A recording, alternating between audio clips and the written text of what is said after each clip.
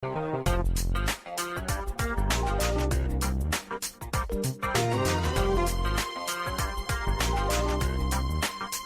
it's Linda Pinizzato at the Hayes FM. I'm here at the station today to bring to you the Condo Expert. The last week, actually, I was speaking a lot about condominium owners' rights, and I was trying to give an idea of what the whole concept of condominium ownership is all about, and things that you should be looking for, and how the operating budget is comprised. And I went through a number of different features because I think that, one of the biggest problems that's happening right now is that the Condo Act has been around since 2001. And as a matter of fact, it's under review right now. It was updated, and unfortunately, it doesn't seem to be working. So last year, the McGuinty government decided that they were going to open up the Condo Act for a review process. The way that it was decided that a group called the Public Policy Forum would be stepping in and basically speaking to a series of stakeholders. And those stakeholders could, of course, include condo owners themselves in a tenancy group, because they chose 34 different residents across the province in order for them to come forward and, talk about their trials and tribulations having to do with condominiums. Interesting enough, they've also approached service-related trades. So there's a lot of different service providers like condominium lawyers and property managers and, engineers that are, sitting in the midst of these whole discussions. And of course, the Condo Owners Association is also involved. Now, I think what we'd like to do is, for the next 4 weeks, is try and educate. That's what I'd like to do, is I'd like to educate the condo owners out there, or even condominium, people that own a condominium and they're thinking of selling, or maybe people are thinking of buying into a condominium. But I think that it's really, really important for them to know a little bit more information. And certainly you can go around the websites and you can try and do some more of your own, research. But I think a lot of the times the problem is that if you hear it firsthand, it may be able to be a little bit easier to understand. So last week, I ended up dealing with a lot having to do with the operating budget. And I talked about how it was comprised and how your maintenance fees is calculated in accordance with your square feet. So if your unit is 400 square feet, of course, you'll be paying a lot less money than someone has 600 or 800 square feet. And of course, the people that own a unit that's 1,200 square feet, they're going to be even larger as far as size, but not just size, but higher in the price of their maintenance fees. Interesting enough, when you talk about financial statements, I noticed that there's an awful lot of buildings in and around. Most of them are older buildings. And a lot of these buildings right now, their values seem to be declining a little bit, but their maintenance fees are still increasing. And there seems to be an awful lot of concern in the industry, simply because these owners want to continue to maintain value. They don't want to be losing value in their buildings or in their units, and then find that they're paying these outrageous maintenance fees, yet they're not securing any value. Most of the problems seem to be coming about in older condo buildings. And I think a lot of it had to do with the fact that, there was a mandate put through a few years back to try to increase the reserve funds, because so many buildings did not have a reserve fund or enough of a reserve fund. So we spoke last week about what exactly a reserve fund is. If you think about having a house and you think about extra payments that you have to pay, with respect to not just your heat and your hydro and your utilities, but, think about changing your roof or maybe upkeep of the exterior of the home, or maybe even upkeep of your interior of your home. You've got a lot of things that you have to address. Now, if you have to do that in an $80 million building, you better have a good fund set aside to cover those expenses when the time comes along.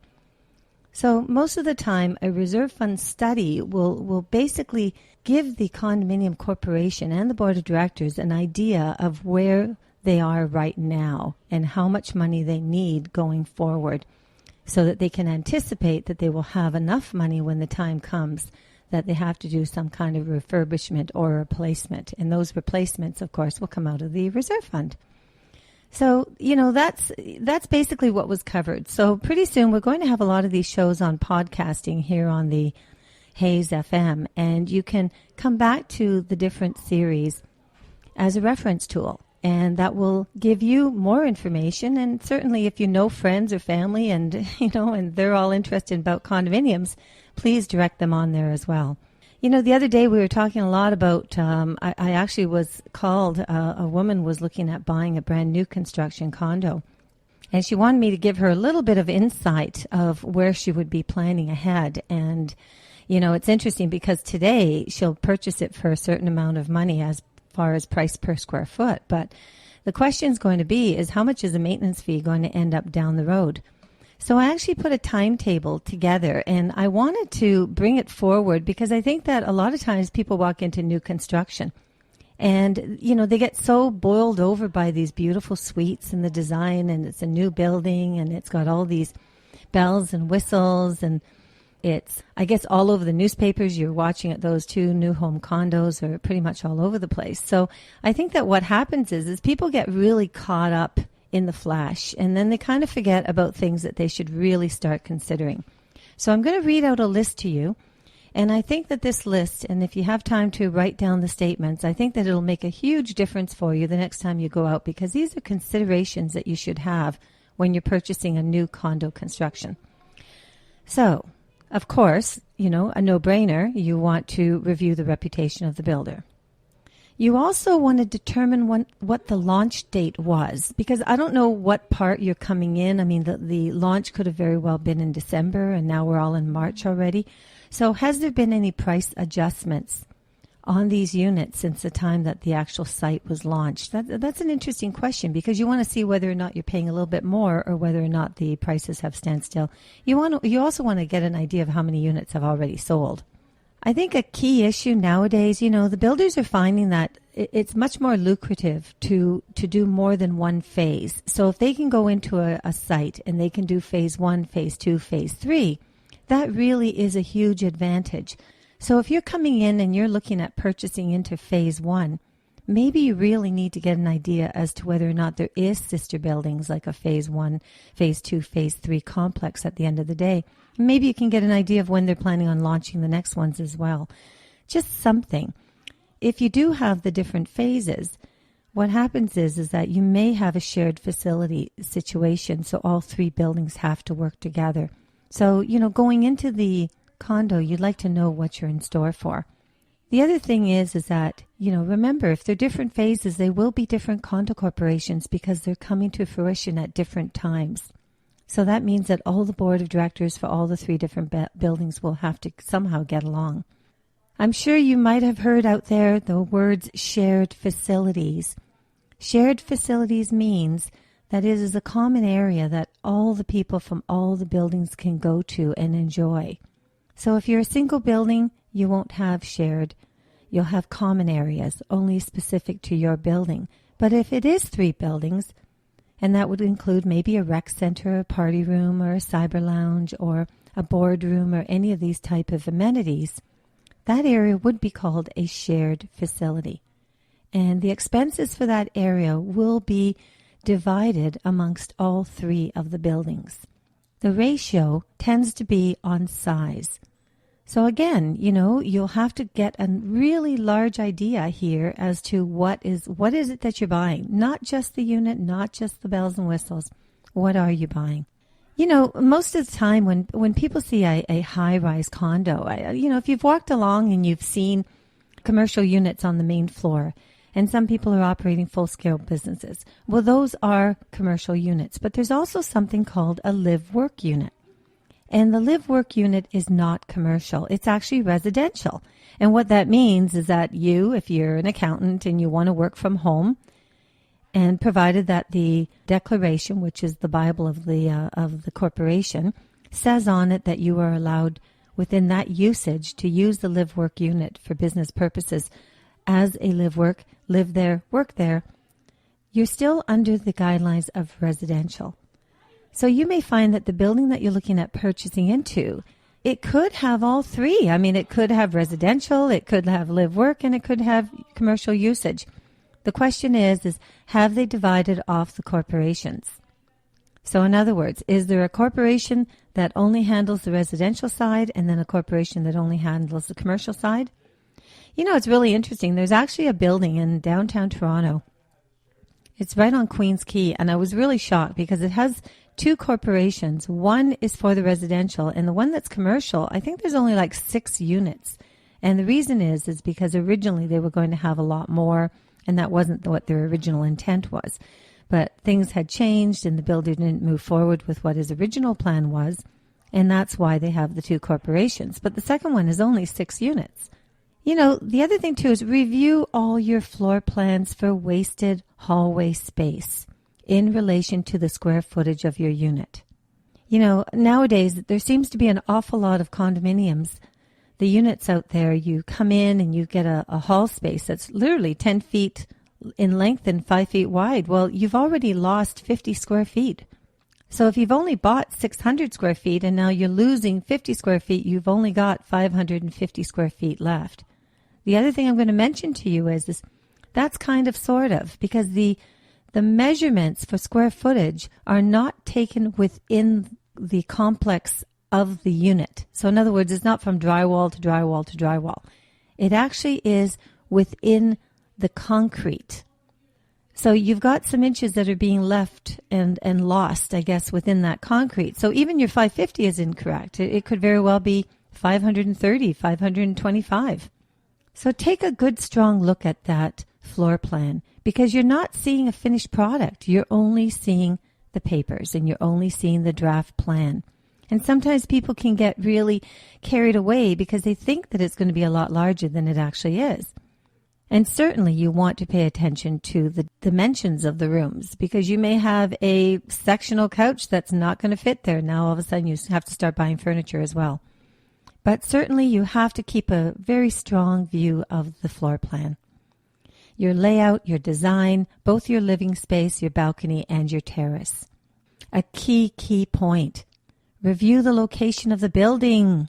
You know, if you've got any vacant land on any of the sides, any one of the 4 sides of your building, maybe it would be wise to give the city a call, speak to the planning department, or maybe take a trip down there and see exactly what's going to be happening with that vacant land. So if you have any vacant land, you have any parking lots, you have old buildings, you have a warehouse, you have anything of that nature that is close to that building that you're going to be purchasing, and you should have an idea of where the building's going to set. If not, you should be walking out the perimeters. You're in the sales office. Go to it and try to figure out the best that you can. You also will find out what direction is your unit facing. That's extremely important. You know, because, I mean, if you really do want the sunset, then you're going to have to pay attention and make sure that you are facing west. If you want the sunrise, you've got to, you know, face towards the east. So sun rises in the east and it sets in the west. These are key points that, you know, people really need to pay attention to. And I think that, you know, if there's any units out there that have a terrace, even though they may be on a lower floor, honestly pay attention to them because there's not that many in the building.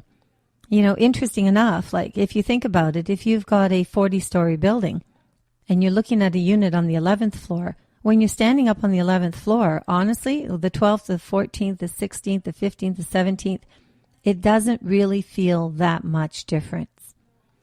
However, if you do have something that may have a terrace and you're avoiding having to pay, you know, anything from $500 to $1,000 per floor as you move up in a higher unit, you may find that you've overlooked a beautiful terrace that could be on the 11th floor. And now that's a special feature because there's not that many around. You know, it's really interesting because one key thing is inclusions. Now, what exactly is included in this unit? I mean, you know, I have to say, you know, I've got a little bit of a pet peeve. My pet peeve is that the dining room light fixture on the ceiling is capped. I just don't understand it. Those light fixtures in the first place are probably not worth any more than $10. Well, the electrician is already in the unit. Why not just have him put up a cheap light fixture? At least then, when you move in, you will be able to know where the connections are, and you may not have to hire an electrician, or maybe they could just replace the one with something that you choose yourself. But, if you do have to go down to property management and you have to bring in a qualified electrician just to put in a light fixture, it's going to cost a fair amount of money. You still have to pay for travel time. So take a really strong look at what's included, and also take notice of the additional expenses. And those would be things that you don't even think about. If you want an extra cable hookup, maybe a telephone outlet, if you want to change a plug anywhere, if you don't want an operating plug for your living room light, which is just your lamp, and you actually want a ceiling light. So these are additional expenses. Maybe undermount lighting in your kitchen. Pot lights. These are expensive additional items that you would have to come up with that cost. And generally speaking, the cost does not get added into the actual value of the purchase. These tend to be costs that are paid over and above, unless, of course, you've made some kind of a special arrangement with that builder. One thing, in some senses it's really convenient, but in other senses it may not be. It depends on your lifestyle, depends on what you're looking for. Proximity of elevator. So where is the elevator in relation to the unit that you're buying? I was speaking to a fire inspector and he made a comment to me, which I was really shocked because it was something that I hadn't even thought about. If there's a fire and there's a lot of smoke in the hallways, and some of those condo buildings that you go down this hall, go down that hall, go down that hall, and so on and so on, it never occurred to me, but he was mentioning that the easiest way for them to locate units is on a straight rectangular shaped hallway, not corridors that go back and forth, because if smoke did come in the hallways, it would be very hard to find the exits. So that was a really interesting statement. Not to make anybody afraid out there, but it was said to me, so it was a point of interest. Garbage chutes. Garbage chutes are another one. And is this building going to have any kind of energy features? And will it have a trisector? So in other words, is that garbage chute, are you going to be able to just dump in your recycling at the same time? Or do you have to bring them all downstairs, which is kind of passé in new buildings today? We're going to talk a little bit more. I'll be right back. You're listening to Linda Pinizzato on the Condo Expert at the Hayes FM. Linda Pinizzato. She's not your typical realtor. She's your real estate counselor, teacher, and advisor. Whether it's a house, townhome, or condo, when you're ready, she's your negotiator. With 34 years of experience, Linda guarantees that you have the real estate knowledge you need to make the right decisions. Call Linda Pinizzato at Sutton Group Quantum Realty, 416-561-7373, or visit her at lindapinizzato.com. And thank you so much for joining me. Today has been just a fascinating time of learning so much of what's going on out there. And that's what the Condo Expert is all about. I'll hit so many different issues. You'll notice them on iTunes and on podcast. Reporting here from the Hayes FM, you have been listening to Linda Pinizzato of the Condo Expert. Now, also, remember, register yourself. If you're a condo owner or condo buyer, register at www.coaontario.com.